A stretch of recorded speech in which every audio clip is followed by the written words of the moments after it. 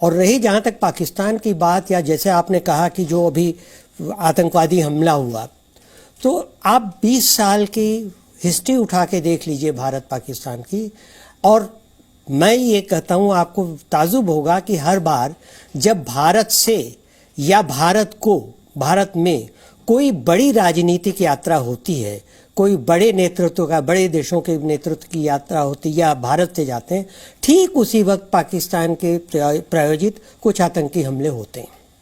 वो सिर्फ ये दिखाने के लिए कि देखिए अभी सिचुएशन कितनी खराब है, चाहे वो ओबामा का हो, चाहे आपने ट्रंप का देखा, चाहे और भी पहले का आप जाके देखिए।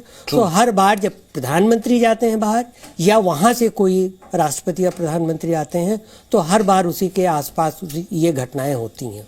तो ये एक तरह से वो दिखाने की असफल कोशिश है पाकिस्तान द्वारा कि देखिए कश्मीर में सभी कुछ ठीक नहीं है, कश्मीर में बड़ी समस्याएं हैं। और अब तो खैर उनके जो तालिबान खान हैं, वो तो अब जग जाहिर है कि वो भले ही क्रिकेटर रहे हों, लेकिन उन्होंने सन 86 में कानपुर के ग्रीन पार्क में टेस्ट के बाद की सीरीज जीतने के बाद बल्ला उठा के हवा में लहराते हुए ऐलान किया था कि इंशाअल्लाह जैसे हमने ये सीरीज जीती है ऐसे ही कश्मीर जीतेंगे। तो वो तो उनका पुराना सपना है। तो इसका मतलब फिर यही हुआ ना कि मतलब रह करके हम जिस 24th सेंचुरी के बाद की बात करते हैं, पोस्ट कोविड एरा की बात करते हैं, इतना कुछ चेंज हो गया, वर्ल्ड ऑर्डर चेंज होने जा रहा है। आरती टिक्कू, क्योंकि आप उस जगह से जियोपॉलिटिकली बहुत अच्छे से वाकिफ है, 370 के बाद पाकिस्तान कुछ कर नहीं पाया, रह करके उसके पास सिर्फ एक ही चीज में, जैसा कि रोमेंद्र ने कहा और शशांक जी कह रहे थे, एक ही चीज में ही महारत हासिल है और वो उसी को यूज कर सकता है, वो है टेरर, आतंकवाद।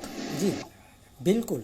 आरती जी। बिल्कुल, देखिए टेरर तो वो इस्तेमाल करेगा ही, क्योंकि पाकिस्तान आर्मी के लिए जो एग्जिस्टेंशियल फैक्टर है वो ये है कि वो हिंदुस्तान को कितना नुकसान पहुंचा सकता है, और वो हिंदुस्तान के नाम पे कि अपने आप को कहां कहां बेच सकता है।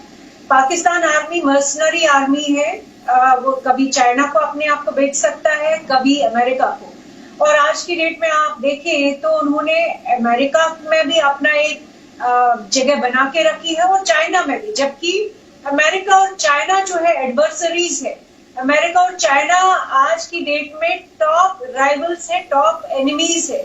लेकिन पाकिस्तान शायद एक वाहिद कंट्री है जिसने अपने आप को इस तरह से मैनेज किया है कि वो दोनों कैंप्स में दोनों को उनको विश्वास दिला दिया है कि वो उनके काम आ सकता है।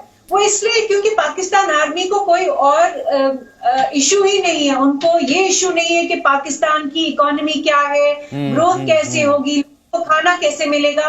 उनका एक पॉइंट एजेंडा है कि हिंदुस्तान को, इंडिया को नुकसान पहुंचाना है, और पाकिस्तान आर्मी को डॉलर्स चाहिए और ड्यूअल सिटीजनशिप चाहिए अमेरिका में, चाइना से पैसा चाहिए, बिलियंस ऑफ डॉलर जो आ रहा है तो वो चाहिए। लेकिन इस सबसे बड़ी बात जो मुझे लग रहा है कि प्राइम मिनिस्टर मोदी का जो विजिट है, जो रविंद्र ने भी कहा कि इस वक्त सभी प्लेयर्स, ग्लोबल प्लेयर्स जितने भी है, बड़े ग्लोबल प्लेयर्स, इंडिया हो, वो मैं कहूंगी चाइना हो, ये सब अपना अपना फायदा देखेंगे, अमेरिका भी अपना फायदा देखेगा। लेकिन सबसे बड़ी बात जो ये है कि अमेरिका, बाइडेन एडमिनिस्ट्रेशन के जो अप्रूवल रेटिंग्स है वो गिर रहे हैं लगातार। बाइडेन एडमिनिस्ट्रेशन बहुत जोर है, बाइडेन कंट्रोल में नहीं है खुद, पूरी जो उनकी गवर्नमेंट है।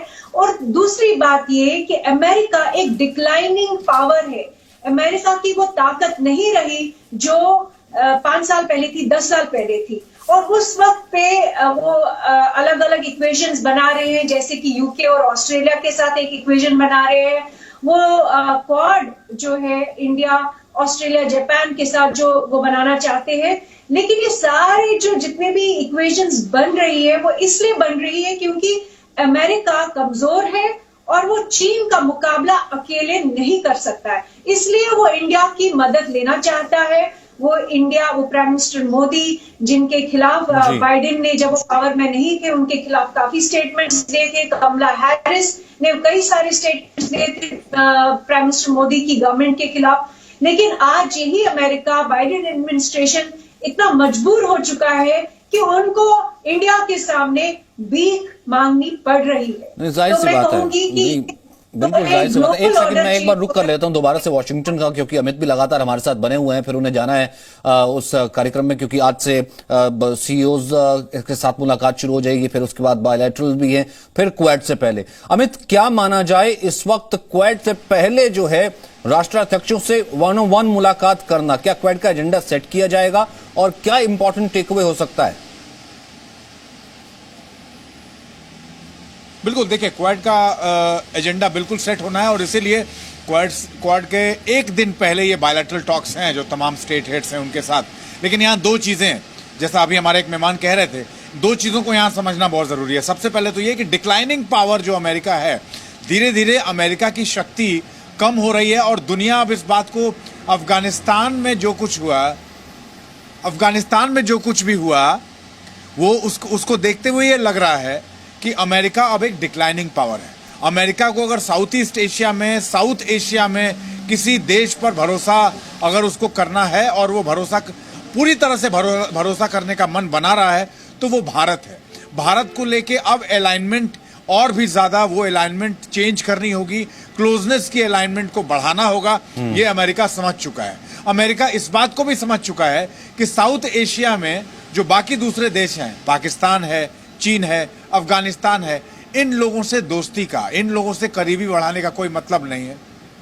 लेकिन मैं कल कुछ कांग्रेसमैन से मिला यहाँ पे और उनसे मैंने ये पूछा कि प्रधानमंत्री पहले भी अमेरिका आ चुके हैं, प्रधानमंत्री का पहले भी दौरा हो चुका है और दो अलग अलग टेन्योर्स में, जब बराक ओबामा थे तब भी वो आए थे, डोनाल्ड ट्रंप जब थे तब भी वो उन्होंने यात्रा की थी और अब जो बाइडन है तब भी वो अमेरिका पहुंचे हैं।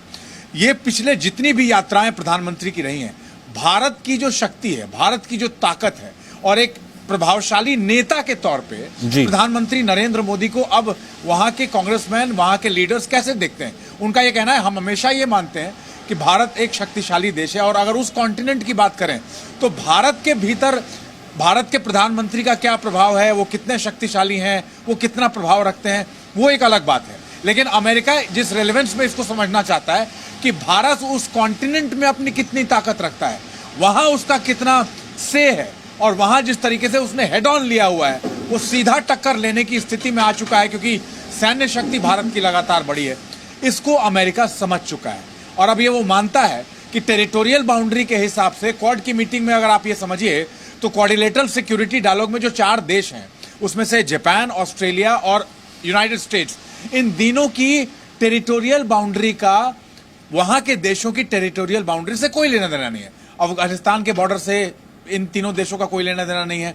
चीन के साथ ये देश बॉर्डर साझा नहीं करते, पाकिस्तान के साथ ये देश बॉर्डर साझा नहीं करते। लेकिन क्वाड्रिलेटरल सिक्योरिटी डायलॉग में एक ही देश है और वो है भारत, जिसके साथ इन देशों के अप्रत्यक्ष या प्रत्यक्ष रूप से बॉर्डर शेयर होते हैं। और इसीलिए क्वाड के लीडर्स ये मानते हैं कि उस कॉन्टिनेंट में भारत को अपना एक करीबी दोस्त बनाना, एक उसके साथ बहुत इंपॉर्टेंट, बहुत मायने रखता है कि अगर आप सैन्य तरीके से आज से पहले, मतलब कि एक तरफ तो सैन्य पार्टनर के तौर पर तो ठीक है, प्रधानमंत्री मोदी के फर्स्ट टेन्योर में भी हमने देखा था कि किस तरीके से उस चीज की बढ़ोतरी हुई, फिर उसके बाद टेक्नोलॉजी ट्रांसफर तक पे जो कि अमेरिका रेडी नहीं होता वो रेडी हुआ।